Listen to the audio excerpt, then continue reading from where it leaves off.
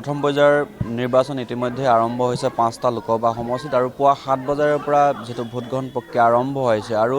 ডিব্ৰুগড় সংসদীয় সমষ্টিৰ অন্তৰ্গত তিনিচুকীয়া বিধানসভা সমষ্টিত মই এই মুহূৰ্তত উপস্থিত আছোঁ। তিনিচুকীয়া বিধানসভা সমষ্টিৰ অন্তৰ্গত বিমলা প্ৰসাদ চলিহা প্ৰাথমিক বিদ্যালয়ৰ যে ভোট গ্ৰহণ কেন্দ্ৰ আছে সেই ভোট গ্ৰহণ কেন্দ্ৰৰ পৰিৱেশটো মই প্ৰথমে অকণমান দেখুৱাই ল'ব বিচাৰিছোঁ। এয়া দুটা ভোট গ্ৰহণ কেন্দ্ৰ আছে এই ভোট গ্ৰহণ কেন্দ্ৰটোত সোঁফালে এটা আৰু বাওঁফালে এটা যেহেতু ভোট গ্ৰহণ কেন্দ্ৰ আছে আৰু এই ভোট গ্ৰহণ কেন্দ্ৰটোত পুৱাৰে পৰা পুৱা 7 বজাৰ পৰা যিহেতু ভোটদাতা ৰাইজৰ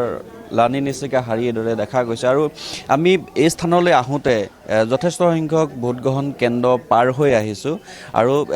প্ৰত্যেকটো ভোট গ্ৰহণ কেন্দ্ৰতেই ভোটদাতা ৰাইজৰ যথেষ্ট উৎসাহ দেখা গৈছে আৰু শাৰী দেখা গৈছে আৰু বিশেষকৈ তিনিচুকীয়াত আজি বতৰে এটা ভাল পৰিৱেশ তৈয়াৰ কৰিছে আৰু তাৰ বাবেও যেহেতু ভোটদাতা ৰাইজ যথেষ্ট উৎসাহী হৈ পুৱাৰ ভাগৰে পৰা নিজৰ মতদান কৰিবৰ কাৰণে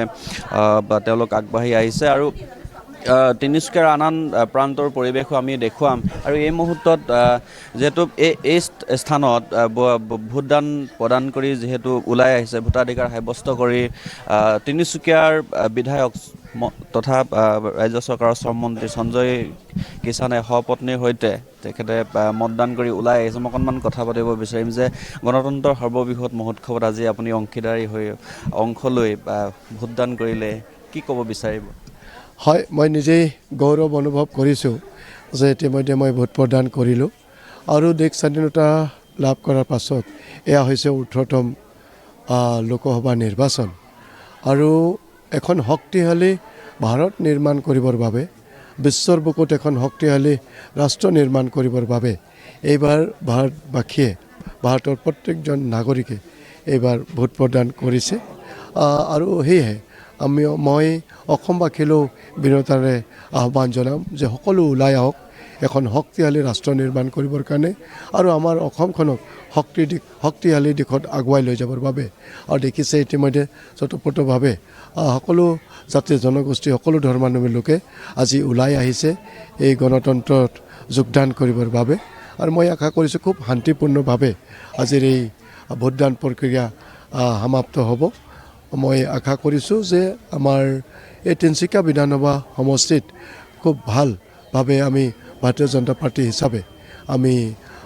ৰাইজৰ আশীৰ্বাদ আৰু সঁহাৰি পাম। বতৰৰ এটা খুব সুন্দৰ পৰিৱেশ তৈয়াৰ কৰি দিছে আৰু এই ভোটগ্ৰহণ কেন্দ্ৰলৈ আমি আহোঁতে দেখিছোঁ যে কেইবাটাও ভোটগ্ৰহণ কেন্দ্ৰ পাৰ হৈ আহিছোঁ। পুৱা 7 বজাৰ পৰা কিন্তু ভোটদাতা ৰাইজৰ যথেষ্ট উৎসাহ দেখা গৈছে। এবাৰ শাৰী যিহেতু পূৰ্বৰ তুলনাত পুৱাৰে পৰা শাৰী দেখা গৈছে। হয়, মই দেখিছোঁ প্ৰায় 6টামান বজাৰ পৰাই ৰাইজ ওলাই আহিছে, ইয়াতে লাইন পাতিছে। তো গতিকে এয়া এটা ভাল শুভ লক্ষণ যে ৰাইজ আজি সজাগ হৈছে, গণতন্ত্ৰৰ বিষয়ে সজাগ হৈছে আৰু যিসকল নতুন প্ৰজন্ম আছে তেখেতসকলকো মই আহ্বান জনাব বিচাৰিম যে তেওঁলোকো আহক, এখন শক্তিশালী ৰাষ্ট্ৰ নিৰ্মাণৰ কাৰণে তেওঁলোকে ভোট প্ৰদান কৰক। আপোনাৰ সমষ্টিৰ অন্তৰ্গত চাহ বাগিচাসমূহত কেনেকুৱা ধৰণৰ পৰিৱেশ? আপুনিতো পুৱাৰ পৰা ঘূৰিছে। খুব সুন্দৰ পৰিৱেশ,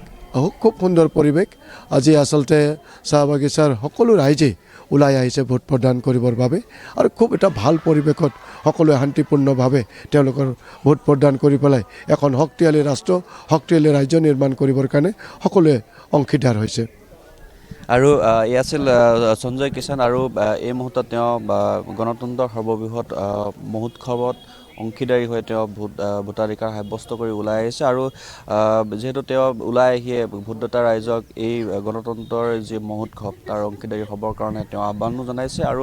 চাহ বাগিচাৰ ভোটাৰে যিহেতু এটা নিৰ্ণায়ক ভূমিকা প্ৰত্যেকটো নিৰ্বাচনতে পালন কৰি আহিছে বা নিৰ্ণায়ক ভূমিকা গ্ৰহণ কৰি আহিছে আৰু আমি পৰৱৰ্তী সময়ত চাহ বাগিচাৰ যি পৰিৱেশ সেয়াও আমি দেখুৱাবৰ কাৰণে যত্ন কৰিম আৰু এই মুহূৰ্তত সপত্নীৰ সৈতে মন্ত্ৰী সঞ্জয় কিষাণে ভোটাধিকাৰ সাব্যস্ত কৰি ওলাই আহিছে আৰু তাৰে পৰিৱেশ আমি দেখুৱালোঁ আৰু ইয়াৰ পিছত আমি আন প্ৰান্তলৈ গৈ আন ভোটগ্ৰহণ কেন্দ্ৰত কেনেধৰণৰ পৰিৱেশ, ভোটাৰ ৰাইজৰ ওচৰত কেনেধৰণৰ উৎসাহ সেইখিনিও আমি ক্ৰমান্বয়ে আপোনাৰ জৰিয়তে দেখুৱাই যাবৰ কাৰণে চেষ্টা অব্যাহত ৰাখিম।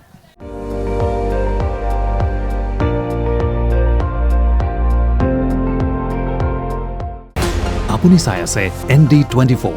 সৰ্বশ্ৰেষ্ঠ নহয় সৰ্বোত্তমৰ দৌৰ।